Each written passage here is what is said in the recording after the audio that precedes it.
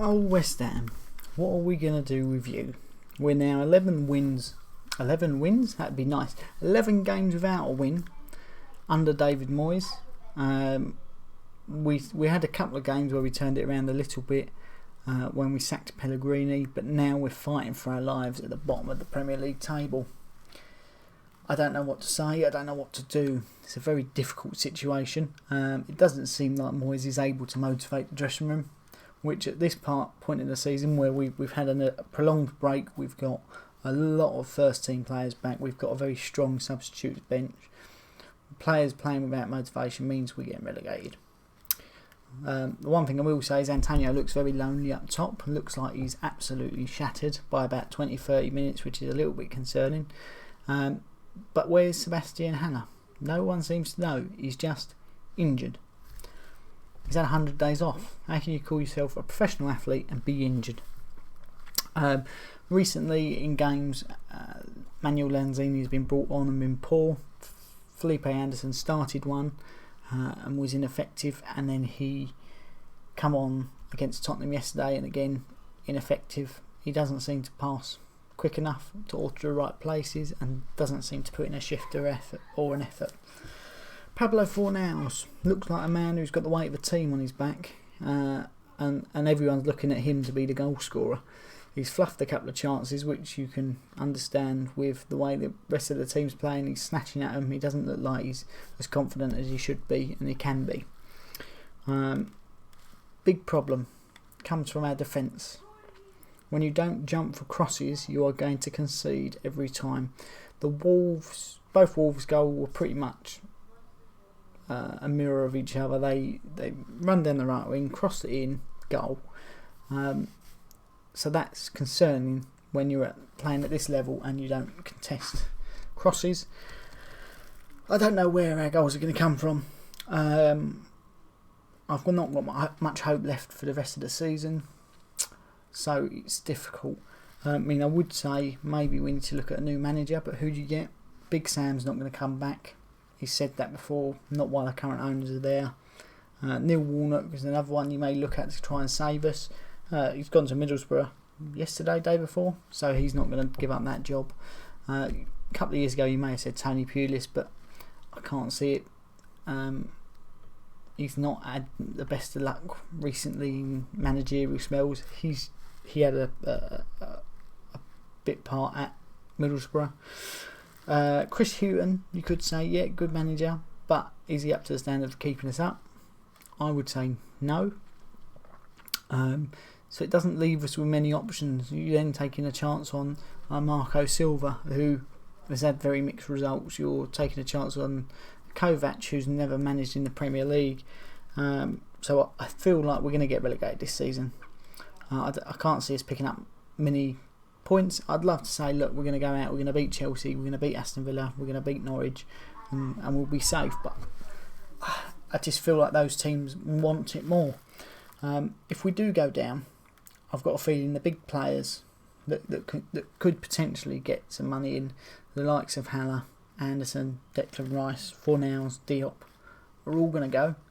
They all want to play in the Premier League. Some of them deserve to, others don't. But at that point, the owners are going to start reaping out the rewards of those transfers in terms of we need to be paid back for the loans that we've got. Then I think they'll put, a bit like Mark Ashley, a ridiculous figure on selling the club, so a new owner won't come in. We've got no assets anymore. We've got our training ground, which, okay, they've said they've pumped a couple of million quid into, but is it worth that? No, you probably wouldn't even get that if you sold it off for development. So I feel like they're going to take out investment, they're going to pay themselves back in the loans, they're still going to take loads of money out, but they'll stop putting in the investment, and we'll end up somewhere like Sunderland, down in League One, fighting for our club. It's painful to say as a West Ham fan, but it's been a long time coming. I think at the point where we move to London Stadium, I see it as a good thing, more fans. I've been able to go a lot more because I can get tickets, so in that sense it's very good. Does it have the same history as Upton Park? No. Is it as difficult to play in for other clubs? as Upton Park was? No. So we've lost a lot in that in terms of footballing. But we've got a lot more fans coming in, which should have brought in more money, because the cost of running it is less than what Upton Park was. So that should have been put back into the team, and I think it has. It has. Hal has been brought in for big money. Anderson's been brought in for big money. Fornals has been brought in. It wasn't big money, but there has been investment there, but it's been poor investments, and it's been like that since Gold and Sullivan come in. They've bought a record number of strikers who've scored less than 50 goals between them. So in that sense, they don't let the manager get on with a team. They don't let the manager manage the team. They're always putting their own players in. So I think while they're still there, we're doomed. If I'm honest, I've said a number of times I've backed them and backed them, but now they've backed themselves into a corner where it's difficult to. We've got a poor management system. We've got a poor training system. Lots of injuries. We've got lots of injury-prone players. We've got lots of players that we pick up coming towards the end of their career, and yet we're still hanging on the hopes of Mark Noble to save every single game. They've given loans, so haven't invested in a club. They've loaned club money, and they take out dividends, and they get interest on those loans. So how do you support a club saying I'm a fan where you don't want to put any money in? Yes, I understand it's a business and there has to be money made out of it, but that shouldn't be through loans and interest on those loans. What would I like to see happen? I'd like to see us stay up. I'd like to see Gold, Sullivan and Brady move on and say thank you very much, it hasn't worked out, goodbye.